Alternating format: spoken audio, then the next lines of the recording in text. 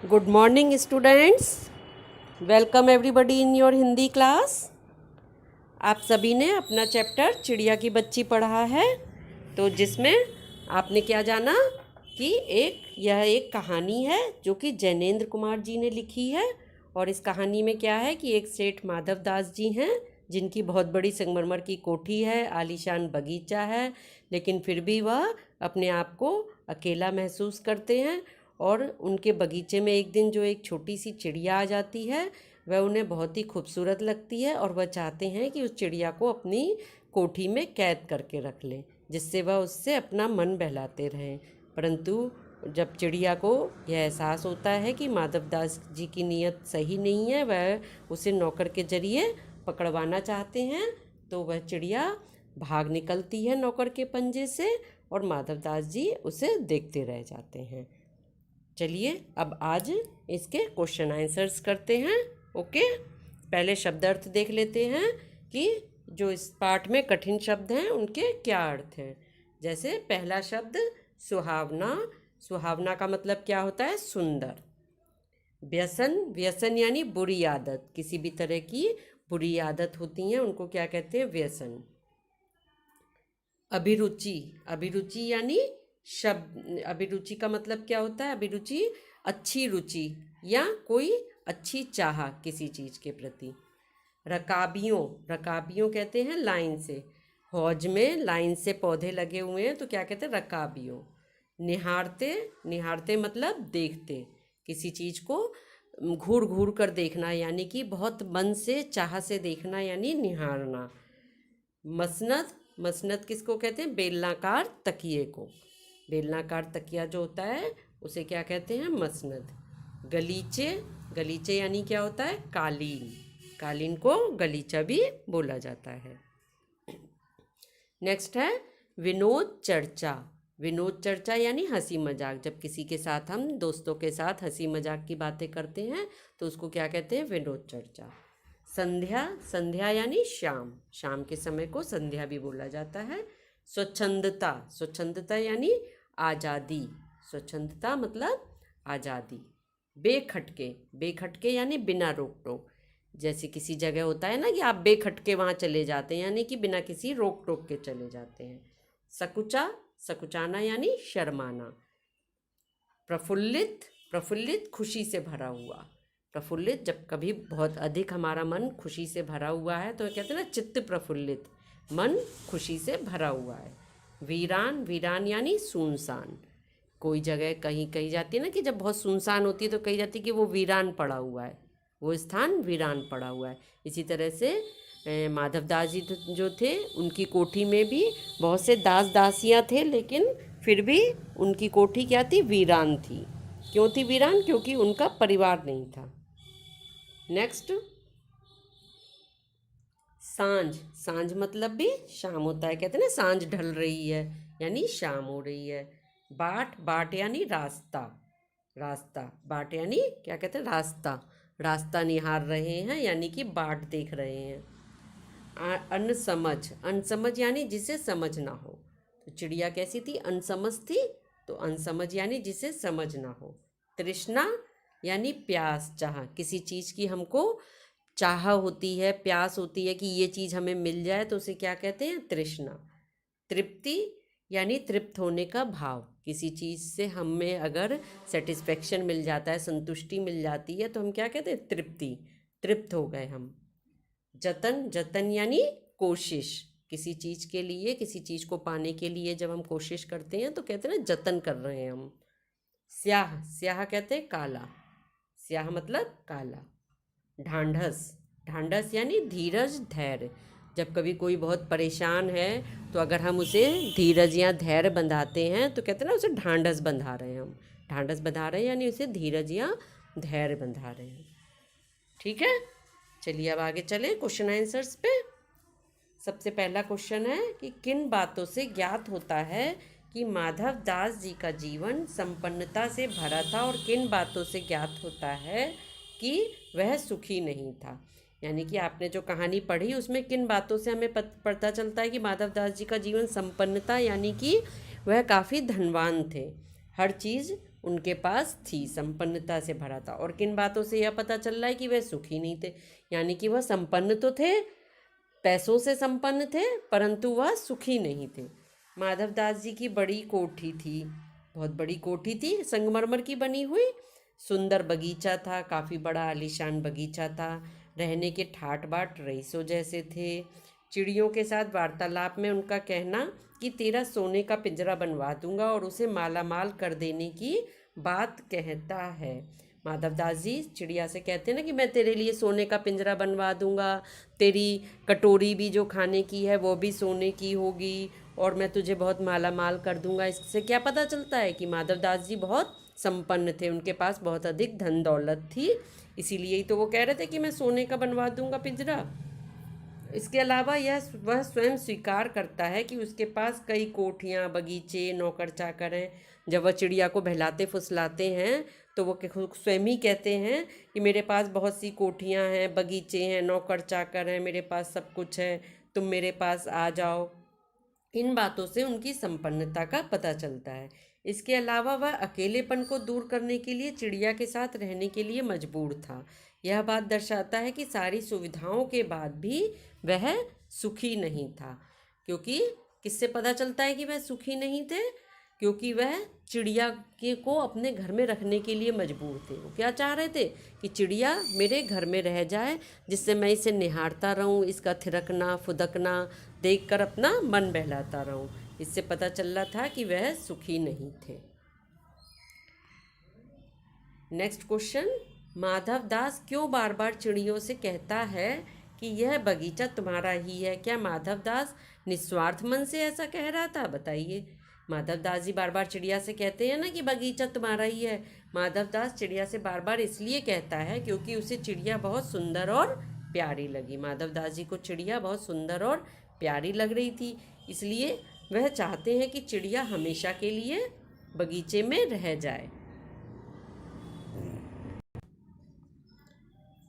वह बहुत ही सुंदर और प्यारी लग रही थी क्योंकि उनको, यही कारण है कि बार बार यह बात दोहराता है कि बगीचा तुम्हारा ही है।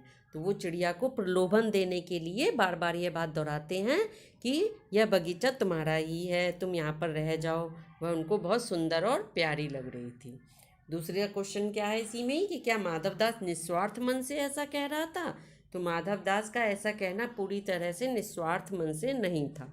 निस्वार्थ यानी कि उनका खुद का कोई स्वार्थ इसमें नहीं था। क्या वह चिड़िया को महल में पिंजरे में बंद करके रखना चाहता था? उनका इसमें स्वार्थ था, क्योंकि वह चिड़िया को महल में पिंजरे में बंद करके रखना चाहते थे ताकि अपनी इच्छा से उसकी सुंदरता को निहार सकें और उसका चहचहाना सुन सकें, ताकि वह अपनी इच्छा से उसको निहारते रहें और उसका चहचहाना सुनते रहें और अपना मन बहलाते रहें। तो यह उनका क्या था? स्वार्थ था। इसी स्वार्थ से ही वह उससे कह रहे थे कि यह सारा बगीचा, कोठी, यह सब क्या है? तुम्हारी है।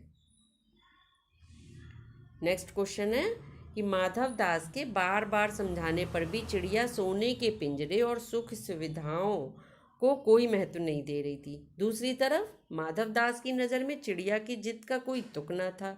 माधवदास और चिड़िया के मनोभावों के अंतर क्या क्या थे? अपने शब्दों में लिखिए। मतलब कि माधवदास बार बार चिड़िया को प्रलोभन दे रहे थे सुख सुविधाओं के लिए, लेकिन चिड़िया को सोने के पिंजरे और सुख सुविधाओं का कोई महत्व नहीं दे रही थी वह। और दूसरा, माधवदास की नज़र में क्या था कि चिड़िया की जिद का कोई तुक नहीं है कि तुम जिद क्यों कर रही हो, तुम अपने घर जाकर भी क्या करोगी, यहाँ पर तो मेरे पास सब कुछ है। तो उनको लग रहा था कि बेकार की जिद कर रही है जाने की, ये यहीं पर ही रह सकती है। और माधवदास तो चिड़िया के मनोभावों में क्या क्या अंतर हुआ? माधवदास बार बार चिड़िया को सोने के पिंजरे व सुख सुविधाओं का लालच देता है, लेकिन चिड़िया इन बातों को कोई महत्व नहीं देती। उसे तो स्वच्छंदता ही पसंद है, यानी कि चिड़िया को तो आज़ादी ही पसंद थी। तो चिड़िया का स्वभाव क्या था कि उसको आज़ादी पसंद थी, उसको अपने घर पर ही जाकर रहना था, अपनी माँ के पास रहना था। उसे माधवदास के सुंदर बगीचे में रहना भी पसंद नहीं था, यानी कि वह लालची नहीं थी कि वो सोने के पिंजरे में कैद होकर रह जाए या वो खूबसूरत से बगीचे में खेलती रहे। वह अपने परिवार से भी अलग नहीं होना चाहती थी। तो यानी कि वह लालच भी नहीं थी, अपनी माँ से प्रेम भी करती थी और उसको अपनी आज़ादी पसंद थी, खुले आसमान में उड़ना चाहती थी। यह क्या है? चिड़िया का मनोभाव है।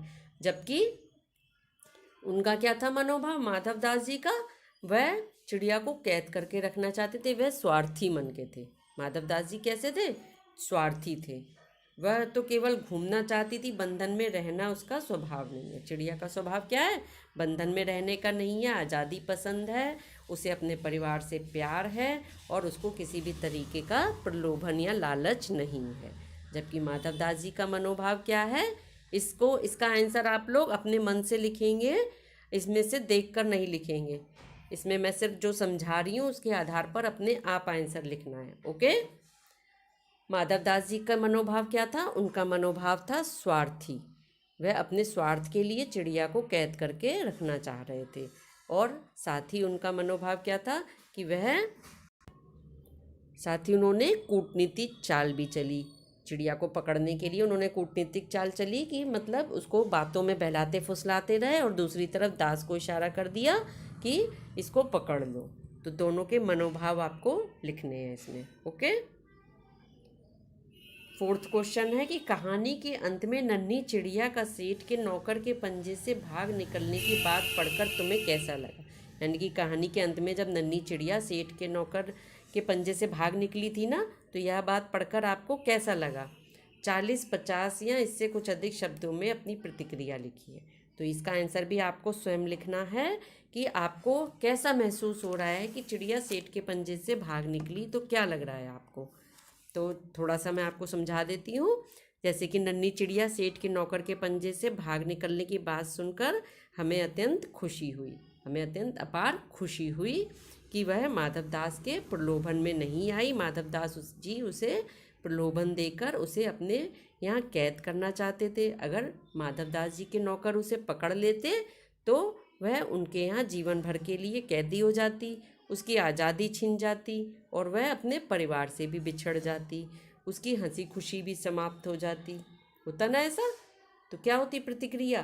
प्रतिक्रिया लिखनी है आपको कि अगर आपको कैसा लग रहा है कि वो भाग निकली तो क्या हुआ।